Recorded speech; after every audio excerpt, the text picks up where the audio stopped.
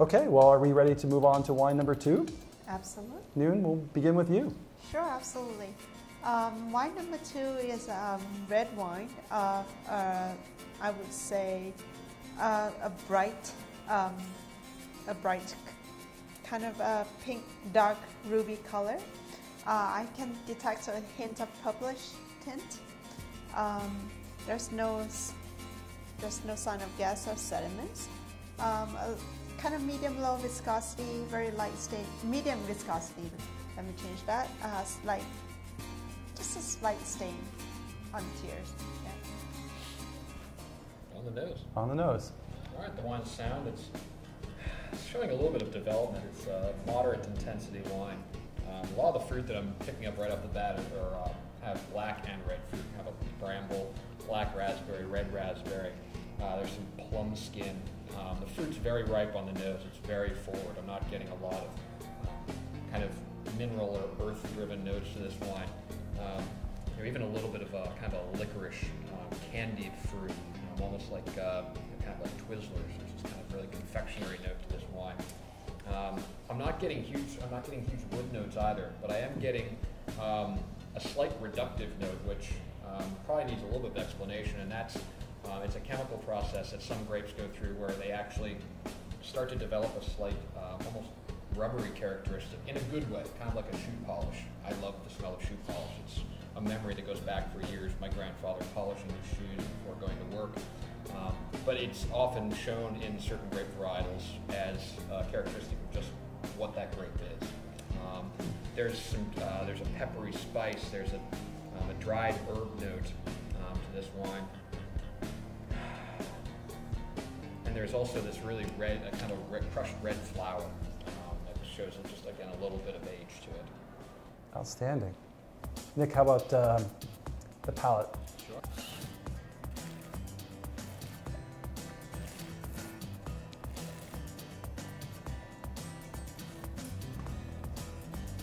There's definitely a good amount that's going on with this wine.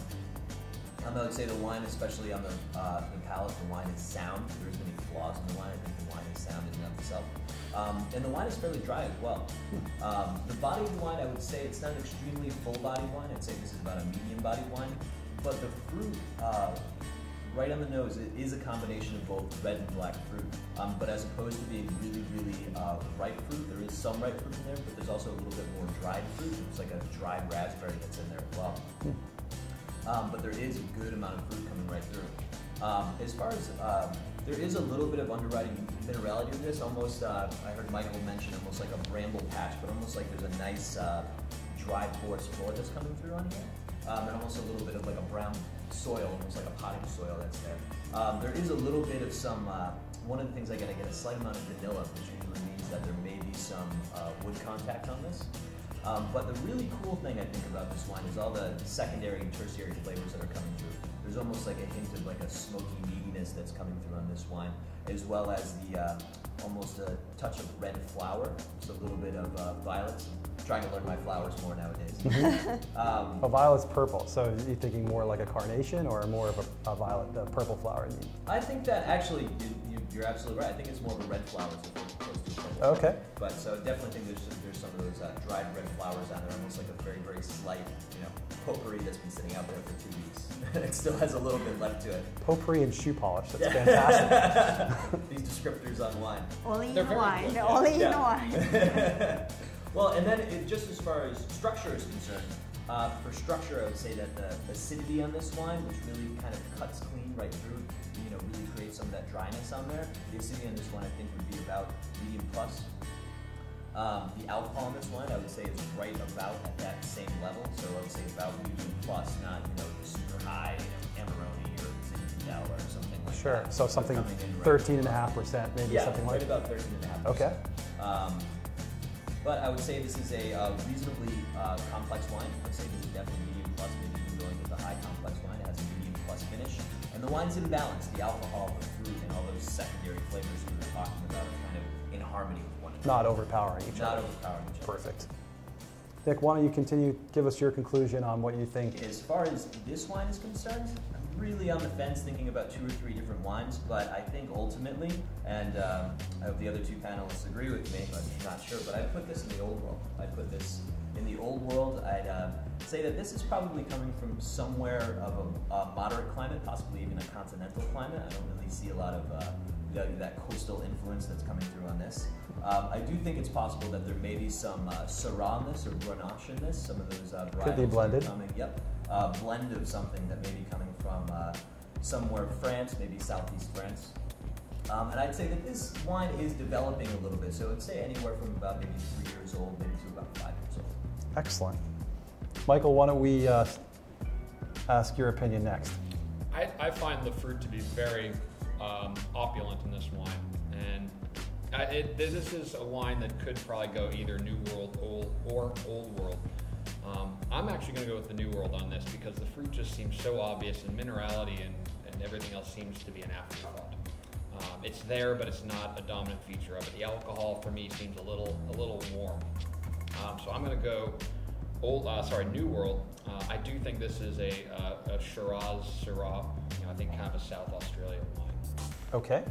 Do you want to join them, or do you want to go your own way? Well, it's either old or new world. I can do a third world, but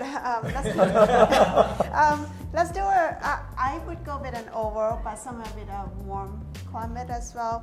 And this is, on the nose itself, it's a pretty complex wine. You get flowers, you get a little bit of vanilla, you get a little bit of shoe polish, that gaminess.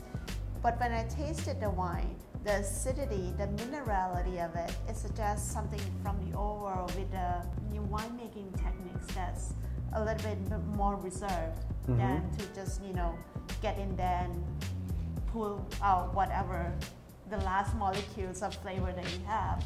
So I'm going with old world Syrah, somewhere from moderate, like a warmer climate like southern France, and probably from a hot year. Okay. So all of your choices are New World, starting with an Argentine Malbec, a California Merlot, and finally a South African Pinotage, and they're all about 3 years in age. Given those choices, what would you choose? We definitely have to go in the Argentinian Malbec. Okay. Noon? I'll probably go with the Argentinian Malbec as well because of the, when you have vineyards that are on high elevations, you get that, a little bit more minerality, a little bit more lean. Sure, and Argentina has very high altitude vineyards, right, which also provide a lot of sun as well to the grapes. Right. And Michael, what about you? I guess I'm going to have to go across the board with Malbec. And the answer is Argentinian Malbec.